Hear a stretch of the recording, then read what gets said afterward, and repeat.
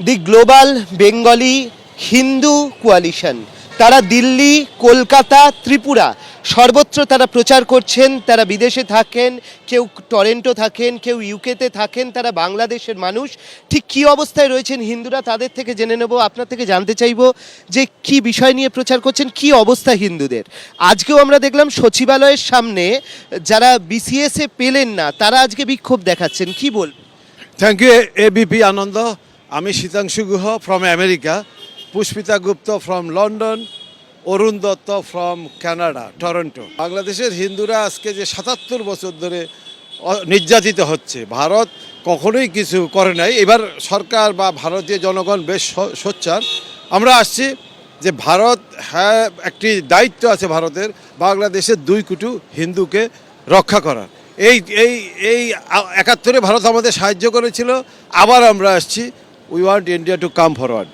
অবশ্যই আপনার থেকে জানতে চাইব কি অবস্থায় রয়েছেন সেখানকার হিন্দুরা। একটু আপনার আগের প্রশ্নে ফিরে আসি। হ্যাঁ, 266 জনের পদত্যাগ করানো হয়েছে জোরপূর্বক। কারণ ওনারা কিন্তু এই যে বিসিএস ক্যাডারটা, ওইটা কিন্তু একটা প্রসিজিওর, একটা প্রসেসের মধ্যে দিয়ে মেধাবী ছাত্ররা সুযোগ পান। তো সেখানে 268 জনের মধ্যে 168 জন হিন্দু বা 167 জনই শুধু হিন্দু সম্প্রদায়ের।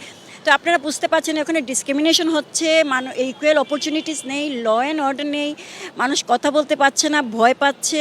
পুলিশ অফিসারদেরকে ট্রেনিং দিয়ে হিন্দু পুলিশ অফিসারদেরকে মানে চাকরিতে নেওয়া হয় নাই, অব্যাহতি দেওয়া হয়েছে, মানে জয়েন করার আগের দিন অব্যাহতি দেওয়া হয়েছে। এটাই চলছে বাংলাদেশে বর্তমান পরিস্থিতিতে। আগামীকালই চিন্ময় কৃষ্ণ প্রভুর কেসটা উঠছে, আইনজীবী বদল হয়েছেন, কি চাইছেন এই মুহূর্তে দাঁড়িয়ে? আমরা তো চাচ্ছি ওনার আনকন্ডিশনাল বেইল ওর রিলিজ। আগামীকালকে আবার এটাও শুনেছি যে কালকে কোর্ট বন্ধ থাকবে।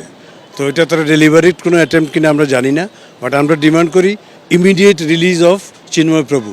কি অবস্থায় রয়েছেন সেখানকার হিন্দুরা, কি খবর পাচ্ছেন? আমাদের অবস্থা খুব খারাপ, দিন দিনই খারাপ হচ্ছে।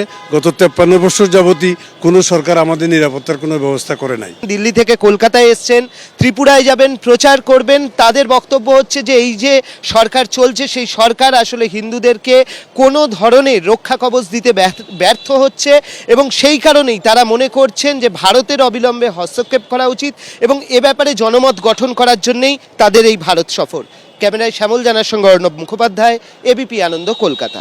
এখন প্রশ্ন হচ্ছে, আগামীকাল যখন চট্টগ্রাম আদালতে নিয়ে আসা হবে চিন্ময় কৃষ্ণ দাসকে, তার হয়ে সওয়াল শেষ পর্যন্ত করতে পারবেন তো তার আইনজীবীরা?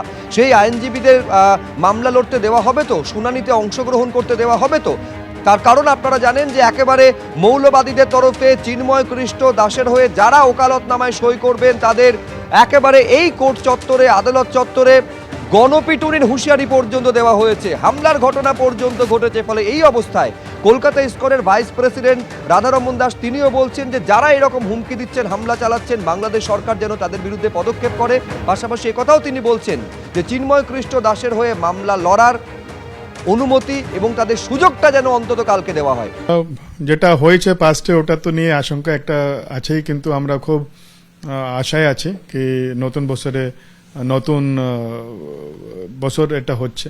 তো আমরা এটাই আশা করি কি বাংলাদেশ গভর্নমেন্ট স্টেপস নিয়েছে কি কালকে শুনানিটা হতে পারে।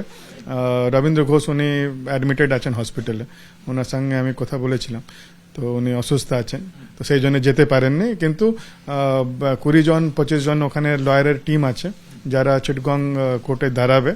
আমরা এটাই অনুরোধ করব বাংলাদেশ গভর্নমেন্টকে কি লাস্ট টাইম যেরকম হুমকি দেওয়া হচ্ছিল, স্লোগান হচ্ছিল কি যারা চিন্ময় কৃষ্ণের পক্ষে দাঁড়াবে ওদেরকে মারা হবে, তো এরকম এ ধরনের কিছু না হোক।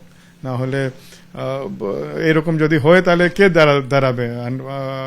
আলটিমেটলি ওরাও একটা মানুষ, ওরাও মানুষ আছে। তো উইদাউট এনি থ্রেট কালকে শুনানিটা হয়ে যায়, এটাই আমরা আশা করছি। 2টো লয়ারের উপরে অ্যাটাকও হয়েছে। একজন লয়ার পুরো চেম্বার ভাঙা হয়েছিল, একজন আইসিইউতে ছিলেন, যিনি অলদো উনি আইনজীবী কিন্তু চিটগং কোর্টে উনি অ্যাপিয়ার হয়নি, উনি ঢাকাতে ওনার সাপোর্টে ছিলেন। তো অ্যাটাক হচ্ছে, এটা খালি হুমকি পর্যন্ত সীমিত নয়, তো এটা নিয়েই আশঙ্কা রয়েছে।